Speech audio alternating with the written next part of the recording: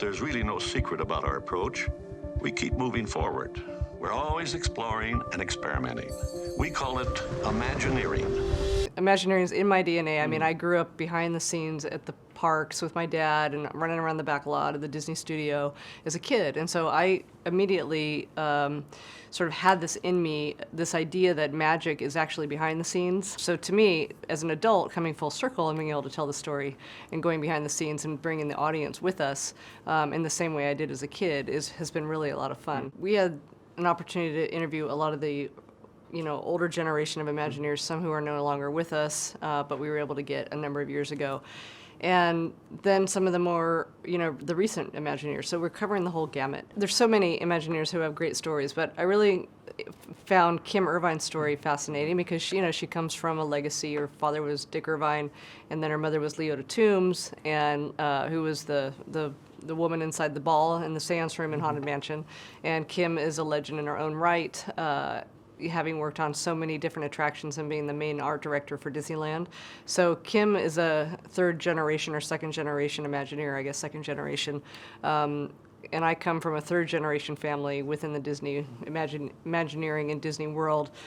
So there was a camaraderie there. Walt set a standard early on with the Imagineers. There was a standard that surprised people, so that they left thinking, wow, how did Disney do that? For Haunted Mansion, for example, we love to tell that story. We went inside Haunted Mansion, we went inside the ballroom, and we got to a certain point of what we could show and what we couldn't show because there's a certain magic there that, you want to preserve. Mm-hmm. So we had to really kind of balance that fine line with the Imagineers and with Disney Plus on how far can we take the unveiling or the things that people haven't seen before. The interesting ride that surprised me the most was Indiana Jones, and that's Tony Baxter, who figured out just through some common, he went through a car wash basically, and came up with the idea how to solve the Indiana Jones Temple of Doom ride.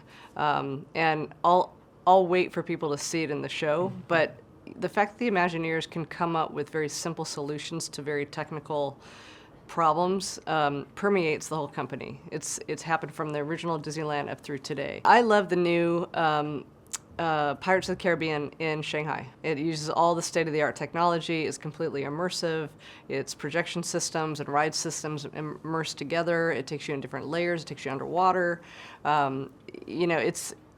It's really the pinnacle, I think, just like the original Pirates was back in the 60s. This is the pinnacle ride today, the pinnacle attraction today.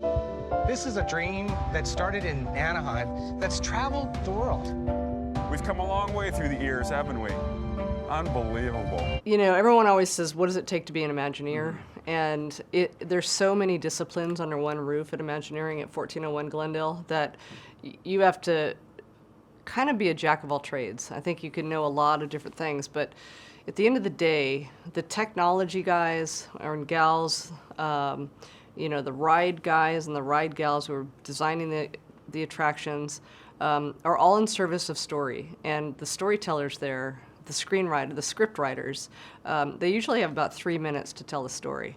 And they have to do that in a very concise way. And so they work together, all together, constantly, to build this cohesive experience. And I think that the technology has gotten more advanced with cell phones, and our audience expectations, guest expectations have become so high.